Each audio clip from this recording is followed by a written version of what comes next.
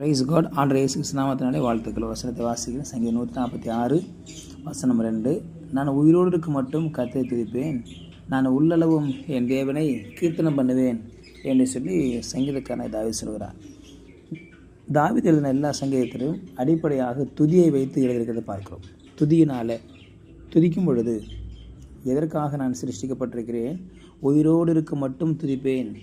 என் வாழ்க்கை எந்த நிலைமையில் இருந்தாலும் பரவாயில்ல, ஆடுகளை மேய்த்தாலும், அரசனாக இருந்தாலும், அல்லது சிங்கம் வந்தாலும், கரடி வந்தாலும், கோலியாத் வந்தாலும், சவுல் வந்தாலும், என்ன எதிரிகள் வந்தாலும், இந்த பூமியில் வாழுகிற எனக்கு கொடுக்கப்பட்டிருக்கிற ஒரே ஒரு காரியம் தேவனை துதிக்கும்படியாக. காரணம், துதி என்பது ஒரு மிகப்பெரிய ஆயுதமாக இருக்கிறது. துதி என்பது தேவனுக்கு நம்ம கொடுத்ததான ஒரு மிகப்பெரிய வல்லமை உள்ள ஆயுதம். அந்த துதியை கொண்டு சாத்தானை ஜெயிக்க முடியும், துதியை கொண்டு பிசாசை மேற்கொள்ள முடியும், துதியை கொண்டு எரிகோ மதிலை இடிந்து விட பண்ண முடியும், துதியை கொண்டு எதிரிகள் மடங்கெடுத்து சாகடிக்க முடியும். ஆக துதி என்பது தேவன் நம்ம கொடுத்த மிகப்பெரிய ஆயுதமாக இருக்கிறது. துதிக்க துதிக்க வியாதிகளும் பலவீனங்களும் விட்டு விலகிறதாக இருக்கிறது. ஆகவே தான் நம்ம கொடுக்கப்பட்டிருக்கிற ஆயுதம் துதி என்கிற ஆயுதத்தை தேவன் கொடுத்திருப்பதை தாவீது நன்றாக அறிந்திருந்தார். அவர் சிங்கத்தை மேற்கொள்வதற்கு அவர் ஒன்றும் பெரிய ஒரு பெரிய ஆளாக இல்லை, ஒரு பாடி பில்டராக இல்லை, அல்லது கோலியத்தை போல் ஒரு சரீரத்திலும் வளத்திலும் மிகப்பெரிய நல்ல ஒரு சின்ன ஒரு வாலிபனாகத்தான் இருந்தார். மேற்கொள்ள சிங்கத்தை மேற்கொள்ள ஜெயிக்க அவருக்கு இருந்த ஆயுதம் தடிகளோ ஆயுதங்களோ அல்ல, துதி என்கிற ஆயுதம் அவருக்குள் இருந்தது. துதி என்கிற ஆயுதத்தை வைத்து தான் அவர் அங்கே சிங்கத்தை வெல்ல முடிந்தது, கரடியை மேற்கொள்ள முடிந்தது, சவுலை மேற்கொள்ள முடிந்தது, எதிராளிகளை மேற்கொள்ள முடிந்தது. ஆக அவருக்குள்ளே துதி என்கிற ஆயுதம் வைத்திருந்தார். நான் உள்ளளவும் என் தேவனை கீர்த்தனம் பண்ணுவேன். கீர்த்தனம் என்றால் ப்ரொக்ளைமனேஷன், வெளியே அறிவிப்பதல், சொல்லுவது, அறிவிப்பது. அவரை நான் துதிப்பது மாத்திரமல்லாமல் அநேகருக்கு அவரை அறிவிப்பேன் என்று அவர் உறுதி கொள்கிறார். தேவனை நாம் துதிப்பது நல்லது, தேவனை நாம் துதித்து உயர்த்துவது நல்லது. அதே போல் இன்னொரு முக்கியமான காரியம் அவரை கீர்த்தனம் பண்ணுவது, அவருடைய கீர்த்தி இந்த உலகம் முழுவதும் பரப்புவது. அவர் எப்படிப்பட்டவர், என்ன சுபாவமுடையவர், என்னவெல்லாம் செய்கிறார், எதெல்லாம் செய்ய முடியும் என்று அவரை குறித்து இந்த உலகம் முழுவதும் பறைசாற்றுவது அல்லது பிரதிபலிப்பது. இன்றைக்கி நாம் தேவனை பிரதிபலிக்கிறோம். தேவனுடைய சாயலாக சிருஷ்டிக்கப்பட்டிருக்கிறோம். தேவனுடைய சாயல் என்றால் ஜெராக்ஸ் காப்பி. அவரை போல் நாம் வெளிப்படுத்தப்படுகிறோம். அப்போது நான் தேவனுடைய சாயலாக இருக்கிறதுனால தேவனை கீர்த்தனம் பண்ணுகிறேன். நாம் தேவனுடைய ரெப்ரசன்டேட்டிவாக இருக்கிறோம்.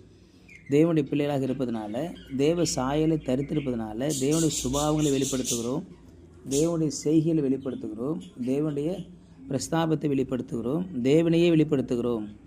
நம்மை பார்க்கிறவர்கள் தேவனுடைய சுபாவத்தை அறிந்து கொள்ள வேண்டும். நம்முடைய வார்த்தை கேட்கிறவர்கள் தேவனுடைய வார்த்தை கேட்க வேண்டும். நாம் வாய் திறந்து பேசுகிற பொழுது தேவனுடைய வார்த்தை, தேவன் பேசினால் எப்படி பேசுவார் அதை பேச வேண்டும். சண்டே ஞாயிற்றுக்கிழமையில் சபையில் பிரசங்கம் பண்ணுற போதகர்கள் வாய் திறக்கும் பொழுது தேவனுடைய வார்த்தையை சொல்லும் பொழுது அவருடைய வாய் தேவனுடைய வாயாக இருக்கிறது. பிரசங்கம் பண்ணுற பொழுது இயேசு கிறிஸ்து பிரசங்கித்தால் எப்படி பிரசங்கிப்பாரோ அப்படி நாம் பிரசங்கம் பண்ண வேண்டும். ஆகவே தான் தேவனை நாம் பிரதிபலிக்கிறோம், கீர்த்தனம் பண்ணுகிறோம், அவரை பிரஸ்தாபப்படுத்துகிறோம், அவரை வெளிப்படுத்துகிறோம். இன்றைக்கி உலகம் முழுவதும் மூலை முடுக்கெல்லாம் இயேசு கிறிஸ்து குறித்து சொல்லப்படுகிறது. ஊழியர்கள் சொல்லி கொண்டிருக்கிறார்கள். சுவிசேஷ பாதங்கள் மலையின் மேல் எவ்வளோ அழகாக இருக்கிறது. கிராமங்கள் தூரம், பட்டணங்கள் தூரம், வட இந்தியாவில், தென்னிந்தியாவில், உலகம் முழுவதும் அவருடைய வார்த்தை கீர்த்தனம் பண்ணப்படுகிறது.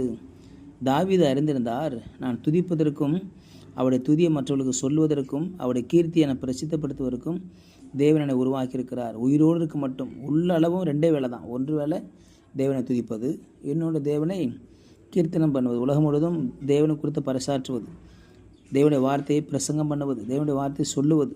இது ரெண்டுமே ஒவ்வொரு விசுவாசிகளுக்கும் ஒவ்வொரு ஊழியக்காரர்களுக்கும் இருக்கிற ஒரு மிகப்பெரிய தேவன் கொடுத்த பொறுப்பாக இருக்கிறது. யாரும் தட்டி கிழிக்கவே முடியாது. ஊழியக்காரில் மட்டும்தான் செய்யணும் இல்லை, எல்லாருமே செய்ய வேண்டும். எல்லாருக்குமே தேவன் கொடுத்துருக்கிற பொறுப்பு. ஆங்காங்கே வேலை செய்கிற இடத்துல, பிஸ்னஸ் பண்ணுற இடத்துல, பஸ்ஸில், ட்ரெயினில் ட்ராவல் பண்ணுற இடத்துல, எங்கே போனாலும் தேவனை கீர்த்தனம் பண்ண நாம் பழகிக்கொள்ள வேண்டும். தேவனை குறித்து பேசுறதுக்கு வெக்கப்படக்கூடாது. தேவனுடைய வார்த்தை சொல்ல வெக்கப்படக்கூடாது. தேவனுடைய வார்த்தை குறித்து வெக்கப்பட்டோம்னு சொன்னால் நாம் நியாய தீர்ப்பில் நிற்கும் பொழுது தேவன் நம்ம குறித்து சாட்சி சொல்ல வெக்கப்பட வரோம். ஆகவே நாம் தேவனை குறித்து தைரியமாக கீர்த்தனம் பண்ண ஆயத்தமாக இருக்க வேண்டும். ஜெபிக்கலாம். பரிசுத்த பிதாவே, நாளுக்காக ஸ்தோத்திரம் பண்ணுகிறோம். தாவீது தன்னுடைய வாழ்க்கையில் 2 காரியத்தை முக்கியம் கொடுத்தார். ஒன்று துதி, இன்னொன்று கீர்த்தனம் பண்ணுவது. நாங்களும் அப்படியே செயல்பட அபியாசப்படுத்த உதவி செய்யுங்க. உங்களுடைய கருத்தில் தாழ்த்துறோம், பொறுப்படுத்துவோம். இயேசுவின் நாமத்தில் ஜெபிக்கிறேன் நல்ல பிதாவே. Amen, amen. You will be succeeded.